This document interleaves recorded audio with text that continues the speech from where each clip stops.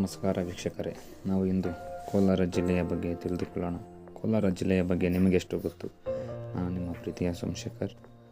ನಮ್ಮ ಯೂಟ್ಯೂಬ್ ಚಾನಲ್ಗೆ ಭೇಟಿ ಮಾಡಿದ್ದಕ್ಕಾಗಿ ಹೃದಯಪೂರ್ವಕ ಧನ್ಯವಾದಗಳು. ಕೋಲಾರ ಜಿಲ್ಲೆ ಭಾರತದ ಕರ್ನಾಟಕ ರಾಜ್ಯದಲ್ಲಿದೆ. ಕೋಲಾರ ದಕ್ಷಿಣ ಕರ್ನಾಟಕದಲ್ಲಿದೆ.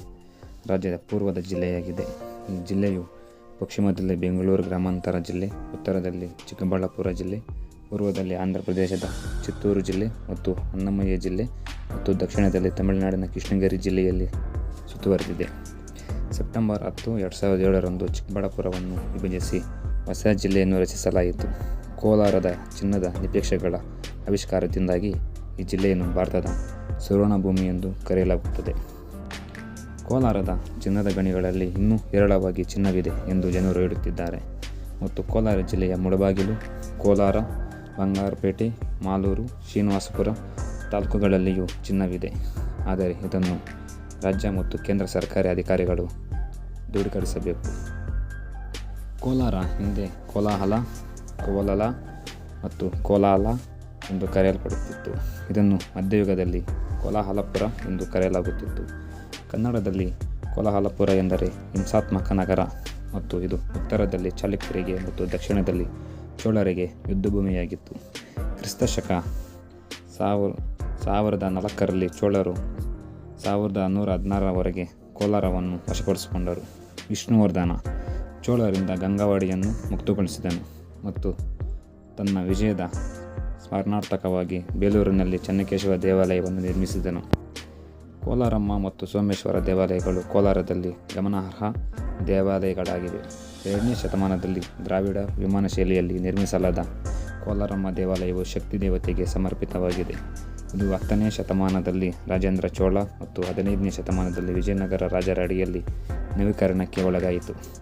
ಸೋಮೇಶ್ವರ ದೇವಾಲಯವು 14ನೇ ಶತಮಾನದ ವಿಜಯನಗರ ಕಲೆಯ ಒಂದು ಉದಾಹರಣೆಯಾಗಿದೆ.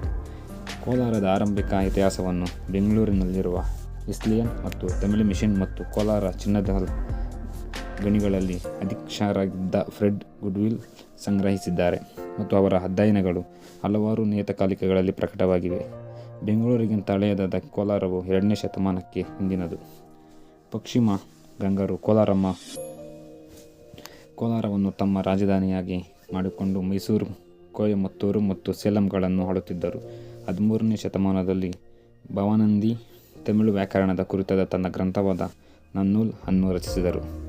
ಚೋಳರ ಆಳ್ವಿಕೆಯಲ್ಲಿ ರಾಜ ಶ್ರೀಧರ ಕೋರ ಅರಣ್ಯಕ್ಕಾಗಿ ದೇವಾಲಯವನ್ನು ನಿರ್ಮಿಸಿ ಕೋಲಾಹಲಪುರಂ ನಗರವನ್ನು ಸ್ಥಾಪಿಸಿದನೆಂದು ವರದಿಯಾಗಿದೆ. ವೀರಚೋಳ, ವಿಕ್ರಮಚೋಳ ಮತ್ತು ರಾಜೇಂದ್ರ ಚೋಳ ಆವಣಿ, ಮುಳಬಾಗಲ್, ಸಿಟ್ಟಿಬೆಟ್ಟ ಮತ್ತು ಇತರೆಡೆಗಳಲ್ಲಿ ಶಾಸನಗಳೊಂದಿಗೆ ಕಲ್ಲಿನ ರಚನೆಗಳನ್ನು ನಿರ್ಮಿಸಿದ್ದರು. ಆದಿತ್ಯ ಚೋಳ ಕೋಲಾರದ ರಾಜ ಚೋಳ ಮತ್ತು ರಾಜೇಂದ್ರ ಚೋಳ ಆಳ್ವಿಕೆಯನ್ನು ದಾಖಲಿಸುವ ಚೋಳ ಶಾಸನಗಳು ಕೋಲಾರವನ್ನು ನಿಕಾರಿ ಚೋಳ ಮಂಡಲ ಮತ್ತು ಜಯಂ ಕೊಂಡ ಚೋಳ ಮಣಂದಲಂ ಎಂದು ಉಲ್ಲೇಖಿಸುತ್ತದೆ. ರಾಜೇಂದ್ರ ಚೋಳರ ಶಾಸನಗಳು ಕೋಲಾರವನ್ನು ದೇವಾಲಯದ ಮೇಲೂ ಕಂಡುಬರುತ್ತದೆ. ಮಾರಿಕುಪ್ನ ಗ್ರಾಮದಲ್ಲಿ ಸೋಮೇಶ್ವರ ಮತ್ತು ಶ್ರೀ ಉದ್ದಂಡೇಶ್ವರಿ ದೇವಾಲಯಗಳು, ಮುರುಗಂಪೇಟ್ನಲ್ಲಿರುವ ಈಶ್ವರನ್ ದೇವಾಲಯ ಮತ್ತು ಮಡಿವಾಳ ಗ್ರಾಮದಲ್ಲಿ ಶಿವನ್ ದೇವಾಲಯ ಸೇರಿದಂತೆ ಚೋಳರ ಆಳ್ವಿಕೆಯಲ್ಲಿ ಕೋಲಾರದಲ್ಲಿ ಅನೇಕ ಶಿವ ದೇವಾಲಯಗಳನ್ನು ನಿರ್ಮಿಸಲಾಯಿತು. ಕೋಲಾರದ ಚೋಳರ ಆಳ್ವಿಕೆ 1116 ಇತ್ತು. ಶಾಸನಗಳನ್ನು ನಿರ್ಲಕ್ಷಿಸಲಾಗಿದೆ ಮತ್ತು ಕೆಲವು ಧ್ವಂಸಗೊಳಿಸಲಾಗಿದೆ. 17ನೇ ಶತಮಾನದಲ್ಲಿ ಕೋಲಾರವು 50 ವರ್ಷಗಳ ಕಾಲ ಶಹಾಜಿಯ ಜಾಗೀರ್ನ ಭಾಗವಾಗಿ ಮರಾಠರ ಆಳ್ವಿಕೆಯಾಗಿತ್ತು.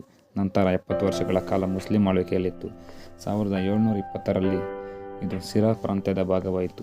ಫತೇಹ್ ಮೊಹಮ್ಮದ್ ಇವರು ಹೈದರ್ ಅಲಿಯ ತಂದೆ, ಪ್ರಾಂತ್ಯದ ಫೌಜ್ದಾರ್. ನಂತರ ಕೋಲಾರವನ್ನು ಮರಾಠರು, ಕಡಪ ನವಾಬ, ಹೈದರಾಬಾದ್ ನಿಜಾಂ ಮತ್ತು ಹೈದರ್ ಅಲಿ ಆಳಿದರು. ಹೈದರ್ ಅಲಿ ನಂತರ ಸಂಕ್ಷಿಪ್ತ ಮರಾಠ ಆಳ್ವಿಕೆಯ ಮೊದಲು ಇಂದು 1768ರಿಂದ 1770ರವರೆಗೆ ಬ್ರಿಟಿಷ್ ಆಳ್ವಿಕೆಯಲ್ಲಿತ್ತು. 1791ರಲ್ಲಿ ಲಾರ್ಡ್ ಕಾರ್ನ್ವಾಲಿಸ್ ಕೋಲಾರವನ್ನು ವಶಪಡಿಸಿಕೊಂಡು 1792ರ ಶಾಂತಿ ಒಪ್ಪಂದದ ಪ್ರಕಾರ ಮೈಸೂರು ರಾಜ್ಯಕ್ಕೆ ಹಿಂದಿರುಗಿಸಿದನು. ತಿಳಿದುಕೊಂಡಿದ್ದು ಕೋಲಾರದ ಬಗ್ಗೆ. ಮತ್ತೆ ಭೇಟಿಯಾಗೋಣ ಮುಂದಿನ ಸಂಚಿಕೆಯಲ್ಲಿ. ಧನ್ಯವಾದಗಳು. ದಯವಿಟ್ಟು ಸಬ್ಸ್ಕ್ರೈಬ್ ಆಗೋದನ್ನು ಮರೆಯಬೇಡಿ.